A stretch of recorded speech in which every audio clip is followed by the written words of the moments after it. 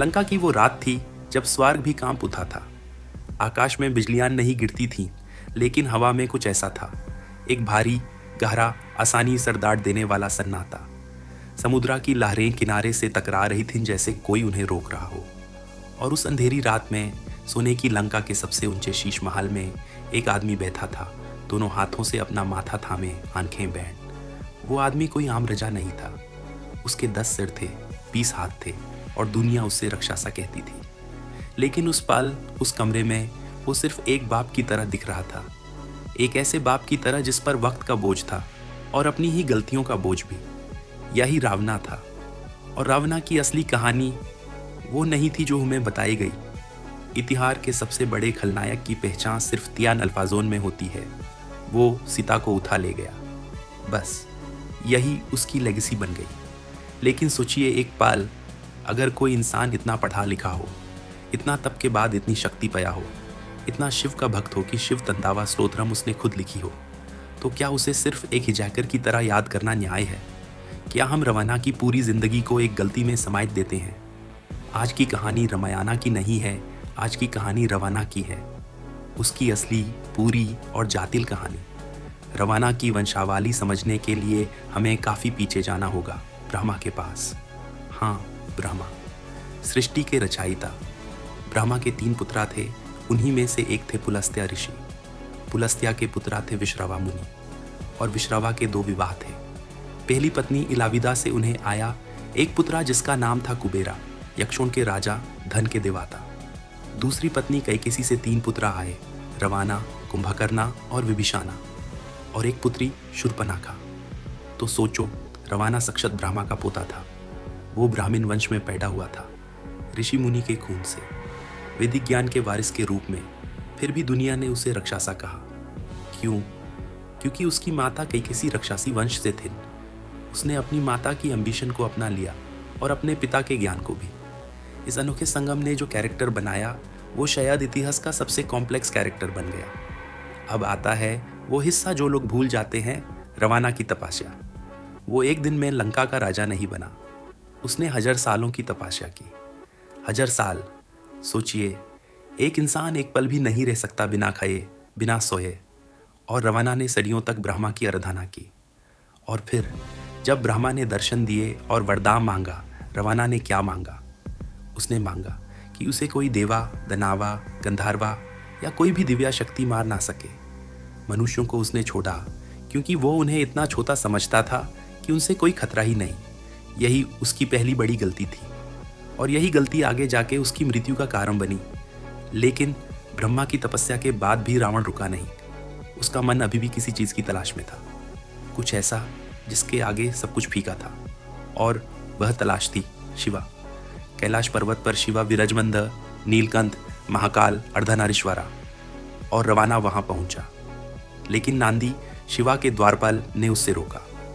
कहा जाता है कि नंदी ने एक तकलीफदेह बात कही और रवाना ने क्रोधित होकर कैलाश को ही उठा लेने की कोशिश की।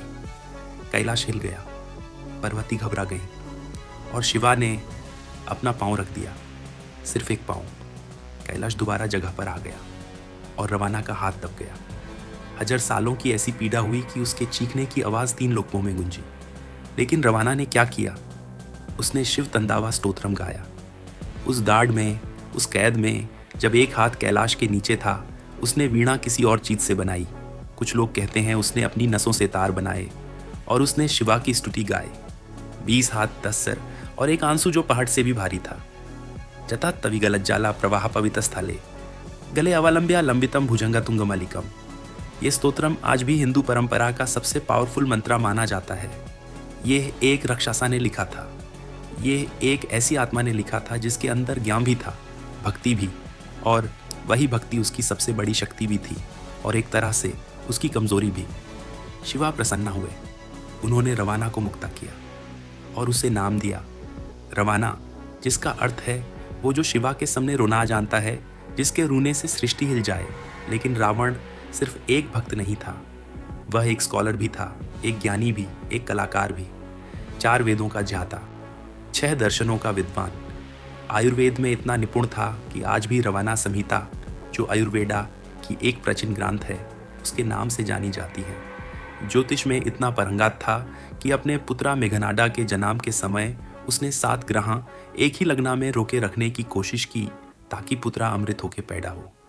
ग्रह मान नहीं रहे थे तो उसने उन्हें तलवार की नोक पर रोका।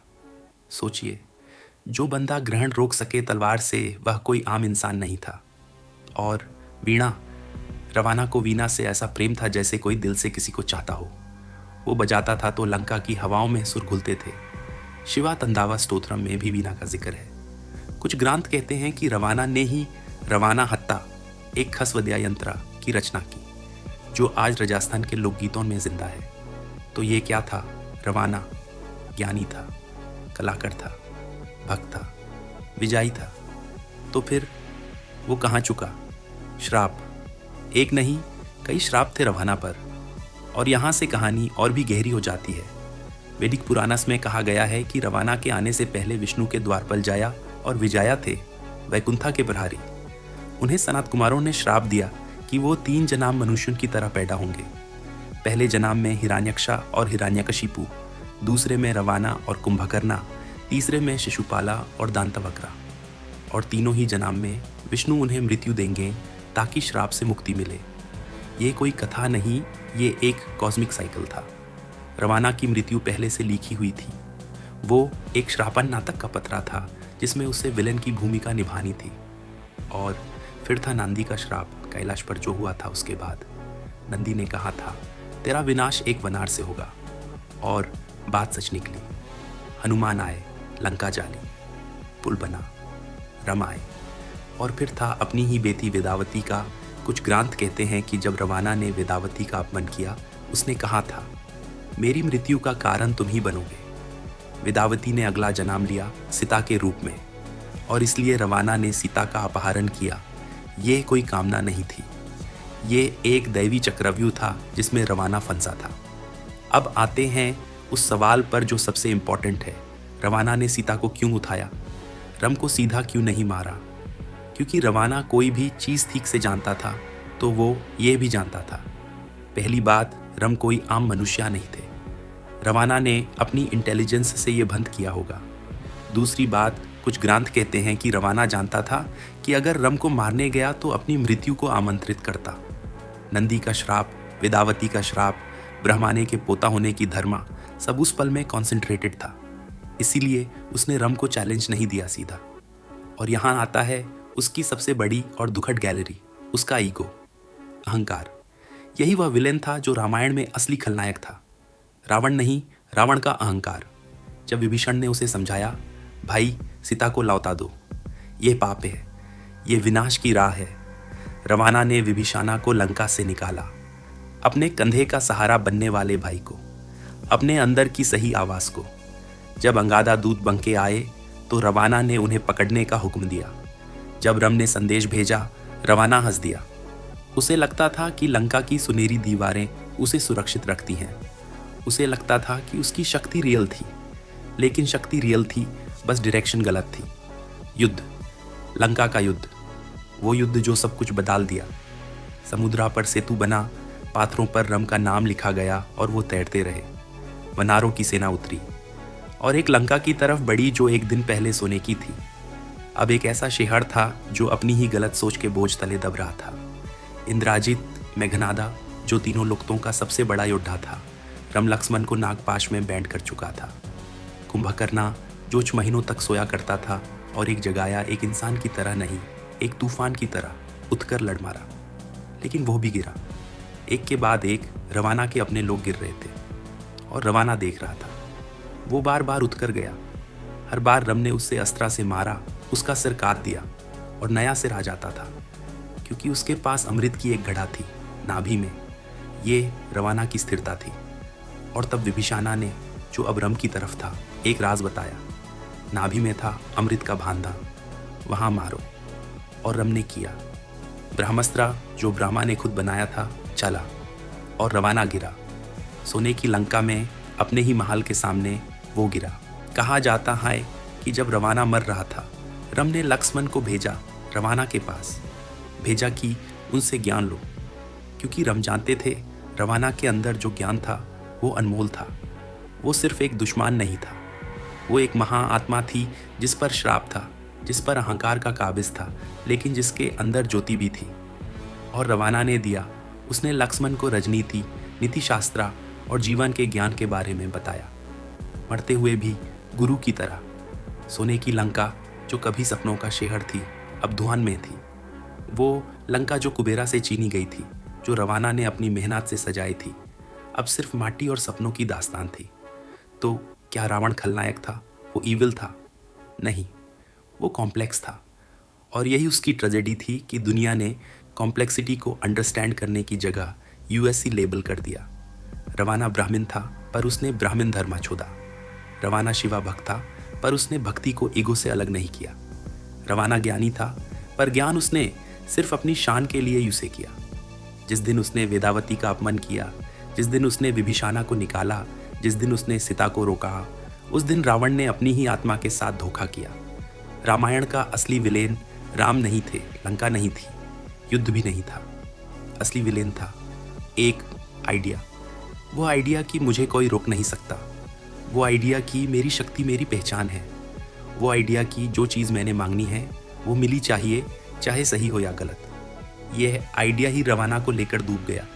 लेकिन, और ये बहुत ज़रूरी लेकिन है, रवाना की पूजा होती है आज भी काफ़ी जगहों पर। राजस्थान में जोधपुर के पास एक पूरा गांव है जहां रवाना की पूजा होती है और दुशहरा नहीं मनाया जाता। श्रीलंका में वो एक नेशनल हीरो है। कानपुर में एक मंदिर है। मंदसौर मध्य प्रदेश में, जो एक ज़माने में दशापुरा कहलाता था, रवाना को भूमिपुत्रा माना जाता है, क्योंकि वहाँ के लोग कहते हैं मंदोदारी यहीं की बेथी थी। ये पूजा उस इंसान की नहीं है जिसने गलत किया, ये उस इंसान की है जिसने सही भी किया, खूब किया। और उस इंसान की भी जिसमें सबक था, एक ऐसे इंसान का सबक जिसके पास सब कुछ था और फिर भी वो सब कुछ खो बैठा। रवाना का शिव तंदावा स्तोत्रम आज भी गाया जाता है, मंत्रों में, मंदिरों में और फाड़ों पर। हर सावन में जब कणवाड़िया शिव की जयमाला लेकर चलते हैं, कुछ लोग वो स्तोत्रम गाते हैं जो एक राक्षस ने लिखा था 10 साल की तकलीफ में, अपने हाथ दबे हुए कैलाश के नीचे। उस आवाज़ में दाढ़ था, उस दाढ़ में भक्ति थी, और उस भक्ति में एक ऐसा सच्चा इंसान था जो गलत राहों में भटक गया। इसलिए रवाना सिर्फ लंका का राजा नहीं था, वो एक दर्पण था, एक आयाना जिसमें हर वह इंसान अपना चेहरा देख सकता है, जिसके पास टैलेंट है पर ईगो भी है, जिसके पास ज्ञान है पर ह्यूमिलिटी नहीं है, जिसके पास शक्ति है पर नियंत्रण नहीं है। 10 सर, 20 हाथ, एक आत्मा। और वो आत्मा श्राप के बावजूद, गलतियों के बावजूद, अंट के बावजूद शिवा को भूल नहीं पाई। मरते वक्त भी उसके होंठ पर क्या था कोई नहीं जानता। लेकिन एक बात तय है, जो इंसान शिव तंदावा स्तोत्रम लिख सके वो इंसान आखिर तक भक्त था। रवाना का सच ये है, वो राक्षसा था नहीं, वो एक ब्राह्मण था जिसने राक्षसा का रास्ता चुना। और ये चुनना, ये स्वयं का, ये अपने आप को नीचे ले जाना इंसान को आज भी बर्बाद करता है, हर दिन, हर बार। और इसलिए रावण की कहानी खत्म नहीं होती लंका की आग के साथ। रावण की कहानी तब खत्म होगी जब इंसान अपने अंदर का अहंकार जला देगा।